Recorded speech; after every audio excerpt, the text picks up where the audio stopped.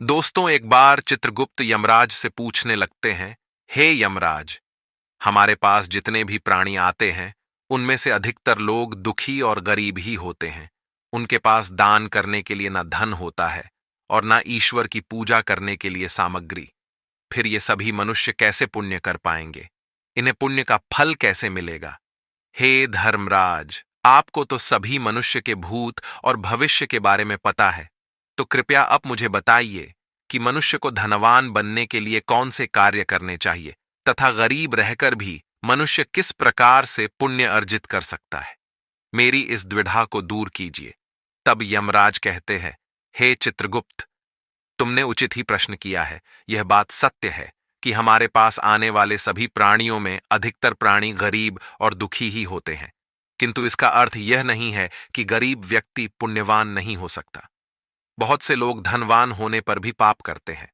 बहुत से लोगों के पास अधिक से अधिक धन होकर भी वे कंजूस होते हैं, दान नहीं करते हैं, जिस कारण से उनके पुण्य कर्म भी नष्ट हो जाते हैं। मनुष्य की दरिद्रता का कारण केवल उसके कर्म ही होते हैं। वह जिस प्रकार के कर्म करता है उसे उसी के अनुरूप कष्ट भोगने पड़ते हैं। इस विषय में एक प्राचीन इतिहास है जो आज मैं तुम्हें सुनाता हूं। तुम इसे ध्यान से जरूर सुनना। इस प्राचीन कथा के माध्यम से तुम्हें तुम्हारे सभी प्रश्नों के उत्तर मिल जाएंगे। जो भी इस कथा का श्रवण करता है, मैं उसके 32 अपराध क्षमा करता हूं। फिर चित्रगुप्त कहते हैं, हे धर्मराज, मैं इस कथा को ध्यान से पूरा अवश्य सुनूंगा। आप मुझे वह कथा सुनाइए। आपके मुख से इस कथा को सुनना मेरा सौभाग्य है। फिर यमराज कहने लगते हैं, हे वत्स, प्राचीन काल की बात है। मध्य देश में एक अत्यंत शोभायमान नगरी थी। उस नगरी में एक पापिनी नाम की वेश्या रहा करती थी। उस वेश्या के हाथों से जाने अनजाने में बहुत सारे पाप हुए थे। वह रोज वन में जाकर एक वृक्ष के नीचे खड़ी रहती थी और ग्राहक की राह देखती थी। उस मार्ग से जाने वाले पुरुष उस वेश्या पर मोहित होकर उसे धन देकर उसके साथ भोग विलास किया करते थे। इस प्रकार से उस वेश्या का ऐसा ही नित्य क्रम था। वह रोज रात को वन में जाती और मतवाले पुरुषों के साथ भोग विलास करके धन प्राप्त किया करती थी। ऐसा करते करते उसने बहुत सारा धन इकट्ठा किया।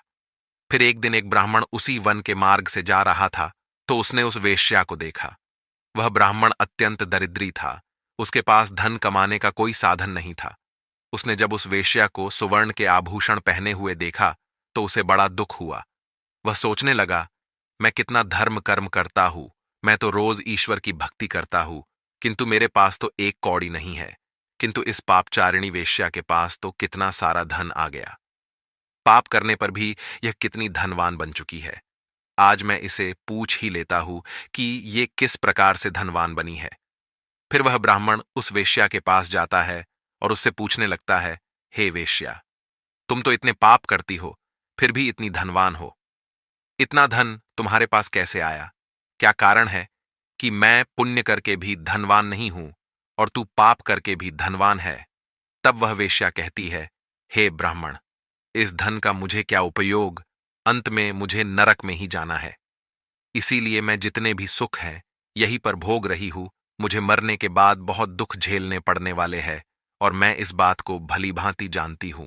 तब वह ब्राह्मण कहते हैं, हे वेश्या, मैं अत्यंत दरिद्री हूं।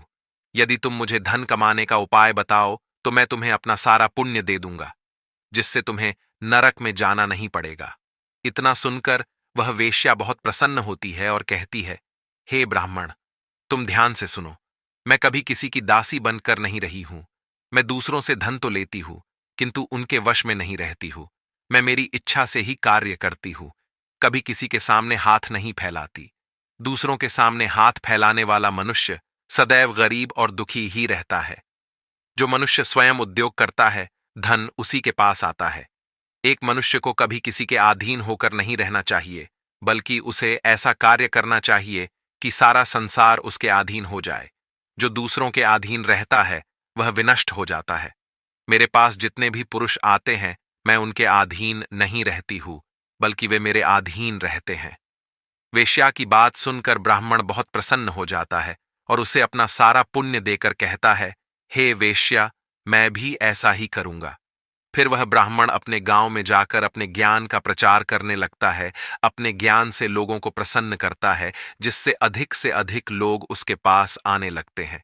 वह दूसरों के घर पर भिक्षा मांगने नहीं जाता है, बल्कि लोग खुद चलकर उसके घर पर आकर उसे अन्न धान्य तथा धन संपत्ति भेंट करने लगते हैं, जिससे ब्राह्मण के पास भी बहुत सारा धन इकट्ठा हो जाता है। इतना सारा धन पाकर ब्राह्मण बहुत खुश होता है।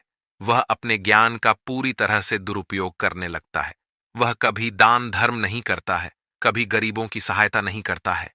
फिर एक दिन एक काले सर्प के काटने से उस ब्राह्मण की मृत्यु हो जाती है और उधर उस वेश्या की भी मृत्यु हो जाती है और दोनों ही यमलोक में पहुंच जाते हैं।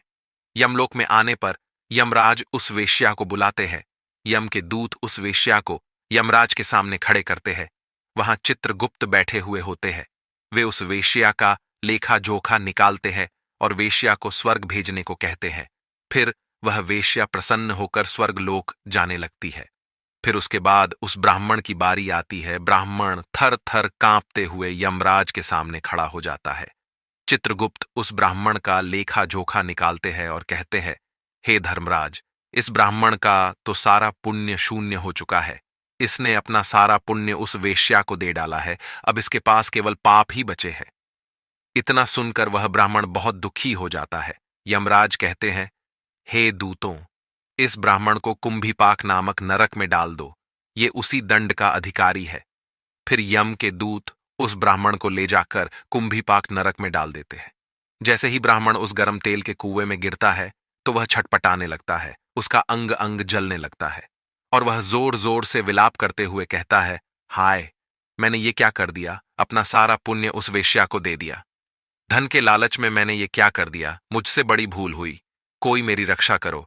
किंतु कोई भी उसकी बात नहीं सुनता है और वह ब्राह्मण नरक की सजा बड़े ही कष्ट के साथ भोगने लगता है। यमराज कहते हैं, हे चित्रगुप्त, धन पाने के लालच में उस ब्राह्मण ने उस वेश्या को अपना सारा पुण्य दे डाला, किंतु उसने धन पाने के लिए अनेक पाप भी किए, जिस कारण से उसकी दुर्गति हुई। किंतु वेश्या ने धन का लालच न करते हुए उस ब्राह्मण को उसके पुण्य पाने के लिए सब कुछ बता दिया, जिससे उसके सभी पाप नष्ट हो गए।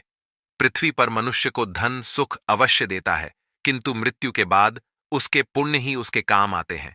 इसीलिए मनुष्य को धन के लालच में अपना पुण्य कभी नष्ट नहीं करना चाहिए। धन पाकर मनुष्य पृथ्वी लोक पर सुखी जरूर हो सकता है, किंतु उस धन को पाने के लिए उसने जो भी पाप कर्म किए हुए होते हैं, उसका दंड उसे अवश्य भोगना पड़ता है। इसीलिए मनुष्य को धन केवल न्याय के मार्ग से कमाना चाहिए। मनुष्य न्याय से धन कमाकर उसका उपभोग करे, दान करे, किंतु कभी अन्याय से धन कमाकर उपभोग ना करे। जब वह अन्याय से धन कमाता है तो उसका उपभोग उसके परिवार के सभी लोग करते हैं, किंतु जब पाप भोगने की बारी आती है तो केवल उसे ही पाप भोगने पड़ते हैं। जिसने उसके धन का उपभोग किया होता है वो तो स्वर्ग में चले जाते हैं। तो दोस्तों, इस प्रकार से यमराज ने चित्रगुप्त को पाप और पुण्य का महत्वपूर्ण ज्ञान चित्रगुप्त को दिया है। उम्मीद है आपको यह जानकारी अच्छी लगी होगी। इस कहानी को पूरा सुनने के लिए आप सभी का धन्यवाद। कमेंट में जय श्री कृष्ण जरूर लिखें। साथ ही वीडियो को लाइक करके चैनल को सब्सक्राइब करें। आप सभी का धन्यवाद।